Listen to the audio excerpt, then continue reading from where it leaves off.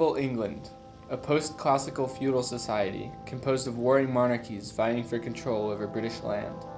The Roman Empire has crumbled and left England, leaving the British Isles open to barbarian invaders and new cultural influences. Without Roman infrastructure, the Saxons invade, bringing their pagan religion with them. After a long period of highly decentralized Anglo-Saxon rule, Christianity was reintroduced to English society. Without a strong state infrastructure, the church rose in power, performing functions of the state such as education and welfare. This era is often called the Dark Ages because relatively few records survived. Churches and castles are the main type of architecture which remains from this period. When Rome fell, English architectural traditions changed.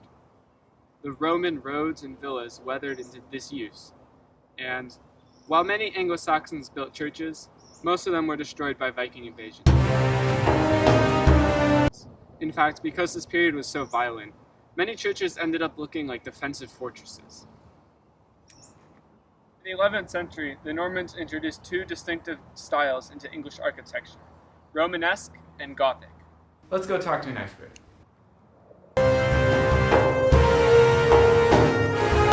The Gothic architecture style was brought by the Normans from France when they conquered England in 1066 CE. It evolved from Romanesque architecture, which is characterized by large, solid stone buildings with rounded arches. The Normans were really notable for their castles and churches, many of which were built off of existing Anglo-Saxon structures. Romanesque architecture began to be embellished by ornamentation, buttresses, and pointed arches, which eventually made up the Gothic style. These changes came as a result of new farming techniques, which could support a larger population. A larger population meant more people could be taxed for cathedral projects. In addition, new mathematical learning introduced the technical skills needed to build larger and more elaborate buildings. One famous Gothic cathedral is the Westminster Abbey on the River Thames. The majority of the current church was built in 1245 by Henry III in a Gothic style influenced by French cathedral architecture. The church is the traditional site of coronations, marriages, and burials of the British royal family. At the time it was built, it had the highest nave out of any church in England. The nave is the central aisle and ceiling of the church. During this time, the church played a prominent role in England.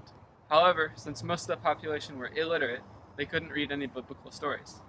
To get around this, the church worked them into their architecture. A house like this was often built into churches. The large windows in Gothic architecture allowed room for elaborate stained glass. The glass tells a biblical story which people could understand because it was all visual. Let's go talk to an expert. Most glass was manufactured in various locations in France and mainland Europe. Sheets of glass were then transported to their final locations, where they would be colored in plants near the churches that they would eventually adorn.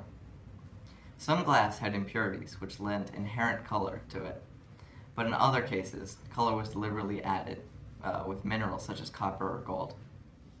The Great East Window at York Minster Abbey is the size of a tennis court, the largest example of medieval stained glass. Created between 1405 and 1408, the window shows the story of the beginning of the world, as told in the book of Genesis, and signs that will foretell the coming of the apocalypse. There were also castles during this time in England. Their primary use was for protection, but as time went on, they became more and more sophisticated. Castles like these were some of the Normans' biggest additions to the culture of England. However, castles weren't originally made out of stones like the ones in fairy tales. They started as wooden buildings constructed on top of a mound circled by a moat. Gradually, they evolved into the ones you're probably thinking of, with thick stone walls, moats, drawbridges, parapets, dungeons, and more. Let's talk to an expert to find out more about these fascinating constructions.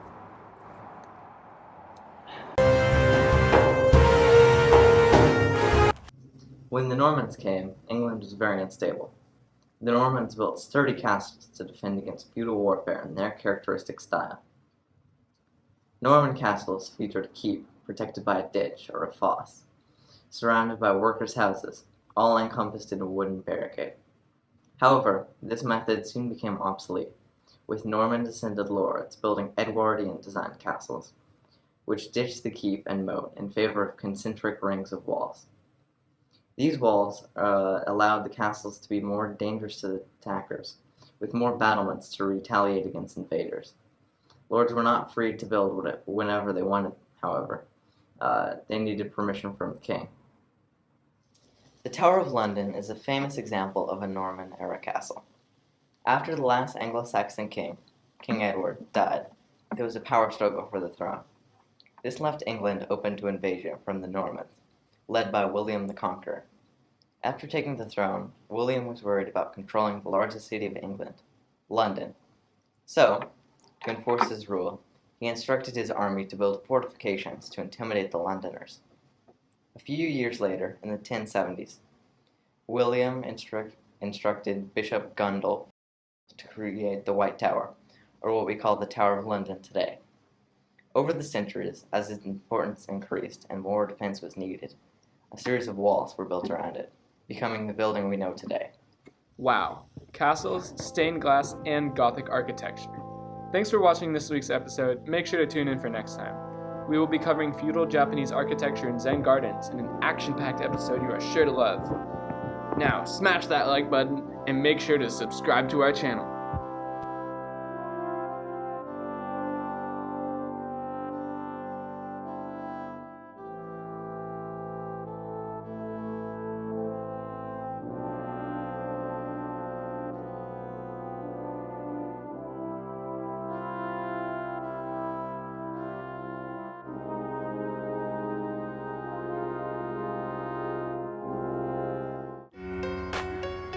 Go! Go! When? Most glass is manufactured in various locations.